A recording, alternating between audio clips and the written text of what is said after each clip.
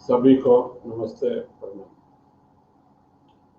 General Vipin Rawat, हम सब जानते हैं जनरल विपिन रावत हमारे चीफ ऑफ डिफेंस स्टाफ थे। पहले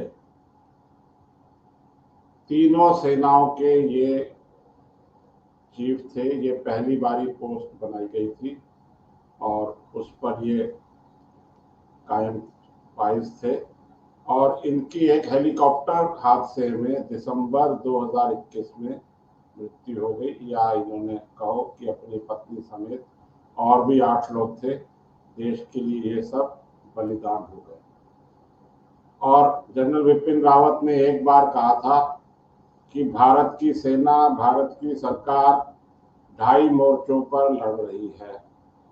पहला मोर्चा है पाकिस्तान, दूसरा मोर्चा है चाइना, और आधा मोर्चा है हमारे देश के अंदर ये जो देशद्रोही बैठे हैं।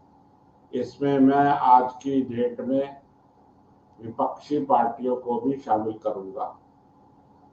अब हम सब जानते हैं कि पूरा देश इस टाइम दुखी है और शोक में है, क्योंकि पहलगाम में कुछ आतंकवादियों ने आके हमला किया और धर्म पूछ पूछ कर लोगों को मारा। सब पुरुषों को मार दिया और उनकी महिलाओं को कहा कि जाओ मोदी को जाकर कह दो। इस टाइप के उन्होंने किया और शिनाख्त करी। कैसे कैसे शिनाख्त करी कि ये हिंदू हैं या नहीं है, वो यहाँ बताना जरूरी नहीं है, वो सभ्यता की सीमा को लांघना होगा। लेकिन उन्होंने 28 लोग, अब तक के समाचार के अनुसार हमारे ये 28 टूरिस्ट शहीद हो गए हैं। अच्छा, अब हम क्या करेंगे? हम आक्रोश करेंगे, आक्रोश जाहिर करेंगे, और फिर कुछ देर बाद भारत सरकार भी जानती है कि भारत का जो आवाम है, आम जनता है, उसका गुस्सा वक्त के अनुसार शांत हो जाएगा, ठंडा हो जाएगा, कम हो जाएगा, और फिर हम अगले किसी पहलगाम, अनंतनाग, श्रीनगर इसके हमले की इंतजार करेंगे। अब तक तो ऐसा ही होता आया है, लेकिन इस बारी सरकार भी भाप रही है, पूरा देश समझ रहा है। जिस हिसाब से इन्होंने धर्म पूछ पूछ कर गोली मारी है, इस टाइम पूरे देश में उबाल है और वो चाहते हैं कि एक निर्णायक कार्रवाई हो जाए इन पाकिस्तान और उनके समर्थकों के खिलाफ। पाकिस्तान पे तो भारत कार्रवाई कर सकता है, लेकिन उनके जो समर्थक, आधा मोर्चा हमारे देश के अंदर है, उनसे कैसे निपटेगा, उन्हें कैसे न्यूट्रलाइज करेगा, यह एक चिंतनीय विषय है और भारत सरकार जरूर इस पर गंभीरता से विचार कर रही होगी, ऐसा हम सब मान के चलते हैं। जब जस्टिस मार्कंडे काटजू जैसे लोग भारत के खिलाफ इस समय बयान दे सकते हैं और भारत की सरकार और प्रधानमंत्री को ही जिम्मेदार ठहरा सकते हैं, तो फिर इस देश में कुछ भी हो सकता है। जस्टिस मार्कंडे काटजू कोई साधारण आदमी नहीं है, वो रिटायर्ड सुप्रीम कोर्ट के जज हैं और वो अपने विवादित बयानों के लिए जाने जाते हैं। अब वो ऐसा विवादित बयान क्यों दे रहे हैं मुझे नहीं मालूम। उसके साथ साथ हमारी जो विपक्षी पार्टियां हैं, सब ने कहा है कि यह इंटेलिजेंस फेलियर था, इंटेलिजेंस फेलियर था।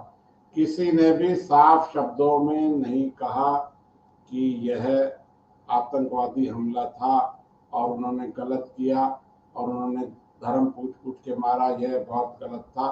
वो सारा दोष सरकार को ही दे रहे हैं और कह रहे हैं कि ये तो मोदी ने खुद कराया। ये तो अब वीडियो आ गए, आजकल सोशल मीडिया का जमाना है, छोटे छोटे 8-8 साल के, 6-6 साल के बच्चे बता रहे हैं कि मेरे पापा को उनका नाम पूछा और ऐसे पूछ पूछ के मारा। वो सब आप देख रहे होंगे, तो इसलिए अब ये बात छुपाई नहीं जा सकती।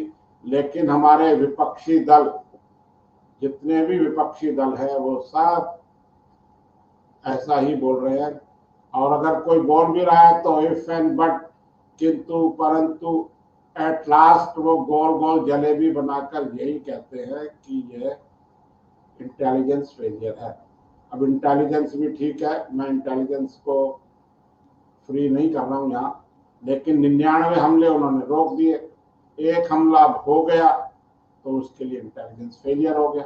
अब 99 हमले रोके, अब ये तो पता नहीं चले हमें, इसके लिए तो उन्हें श्रेय नहीं दिया गया और श्रेय देने की जरूरत भी नहीं है। लेकिन हमारे विपक्षी दल, उनके जो हमारे गांधी परिवार के दामाद हैं रॉबर्ट वाड्रा, वो भी हिंदुओं के खिलाफ अपना जहर उगल रहे हैं। ये भी पढ़े लिखे संपन्न पूरी दुनिया देखे हुए लोग हैं, तो इनसे ऐसी मूर्खता की उम्मीद नहीं की जा सकती थी। लेकिन आज इन्होंने वो भी पर्दा हटा दिया है कि हम सत्ता के लिए मोदी विरोध, सरकार विरोध, देश के विरोध के लिए किसी भी हद तक जा सकते हैं। आप देखना, हम सब देखेंगे कि जब भारत पाकिस्तान पे कोई भी छोटा या बड़ा कोई कदम उठाएगा तो उसमें हो सकता है कि कुछ निर्दोष लोग भी मारे जाएं, जैसा कि हमेशा मुठभेड़ में या लड़ाइयों में होता है। तो हमारे ये यहाँ के जो ओवैसी और ये विपक्षी दल है और ये गांधी परिवार है और एक समाजवादी परिवार है, ये सब खड़ा हो जाएगा कि निर्दोषों को क्यों मार रहे हो, निर्दोषों को क्यों मार रहे हो, उनकी क्या गलती है, उनकी क्या गलती है। ये ऐसा कर करके माहौल बिगाड़ेंगे और सरकार को मजबूर करेंगे कि आप अपने कदम वापस लो। इसीलिए भारत सरकार भी बहुत सोच समझ के कदम उठा रही है, जो कि मेरे हिसाब से या आप सबके हिसाब से ठीक ही कर रही है। लेकिन मैं बार बार एक ही बात कह रहा हूं कि खुले दुश्मनों से, सामने के दुश्मनों से निपटना इतना मुश्किल नहीं है।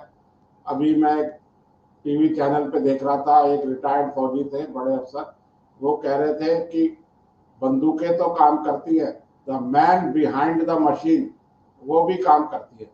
अब हमारी बंदूकों के, तोपों के मुंह तो हमारे दुश्मनों की तरफ होंगे, लेकिन जो उसके पीछे फौजी खड़े और उसके पीछे जो हमारा ये आधा मोर्चा खड़ा होगा, वो क्या करेगा, यह देखने की बात है। आप सबने टीवी पे देखा होगा, सभी चैनलों पे, कि जब भी कोई सेना कश्मीर में कोई सख्त कदम उठाती है या आतंकवादियों की तलाशी लेने, उनको ढूंढने जाती है, तो वहां के लोग सड़कों पे आ जाते हैं और सेना पर पत्थरबाजी करते हैं। अब यह कुछ संख्या पत्थरबाजी की कम हो गई है, लेकिन पूरी तरीके से बंद नहीं हुई है। हमारी सरकार वहां कितने भी पुल बना ले, कितनी भी लंबी लंबी सुरंगें बना ले, जवाहर टनल, अटल टनल, कितने भी आप बना लो, लेकिन उनको नहीं सुधरना है। जिनको नहीं सुधरेंगे वो हम लोगों से ही पर्यटन से पैसा ले रहे हैं, हमसे कमा रहे हैं और स्लीपर सेल बने हुए हैं आतंकवादियों के। ये जब तक जड़ पे हमला नहीं होगा, ऐसा चलता रहेगा, चलता रहेगा। आप अक्टूबर 2023 में हमास ने इजराइल पर हमला किया, अब जब इजराइल ने उनको जवाब दिया तो अब ये सारे विक्टिम कार्ड खेल रहे हैं कि मासूमों को मार रहे हैं, औरतों को मार रहे हैं, घर तहस नहस कर दिए। ऐसा ही कुछ यहाँ भी होने वाला है। इसके लिए आप तैयार रहे कि ये जो स्लीपर सेल्स हमारी जो मीडिया में, हमारी विपक्षी पार्टियों में, हमारे जो मदरसों में छुपे हुए हैं, ये सब खुल के सामने आएंगे और सरकार को अच्छा तो नहीं कहेंगे, बुराई कहेंगे और वो इनके निर्णय की खिलाफत करेंगे। वो कहेंगे कि आप आतंकवादियों से लड़ो, निर्दोषों से मत लड़ो। ये बिल्कुल मामला सेट है। अब देखना ये है कि भारत सरकार इनसे कैसे निपटती है। लेकिन इस टाइम भारत सरकार, पूरा देश, सब ये जान चुके हैं कि इस टाइम भारतीय जनता में बहुत आक्रोश है और वो कुछ निर्णायक कदम की अपेक्षा सरकार से कर रहे हैं। बाकी आप स्वयं समझदार हैं। अब मेन चीज मेरी जो चिंता है वो पाकिस्तान से आतंकवादियों को ठिकाने लगाने की नहीं है। मेरी चिंता इस आधे मोर्चे की है, आस्तीनों के सांप की है। आप सबने यह वीडियो देखा, आपका बहुत बहुत धन्यवाद। ये इस शोक की घड़ी में जितने भी हमारे जो पहलगाम में शहीद हुए हैं हमारे देश के लोग, मेरी संवेदनाएं उनके साथ है और मैं उनकी आत्मा की शांति के लिए भगवान से प्रार्थना करता हूँ। आप सब भी शांति और धैर्य बनाए रखें, ऐसी मेरी अपेक्षा है, और किसी निर्णायक कदम का इंतजार करें। आप सबका बहुत बहुत धन्यवाद। जय हिंद।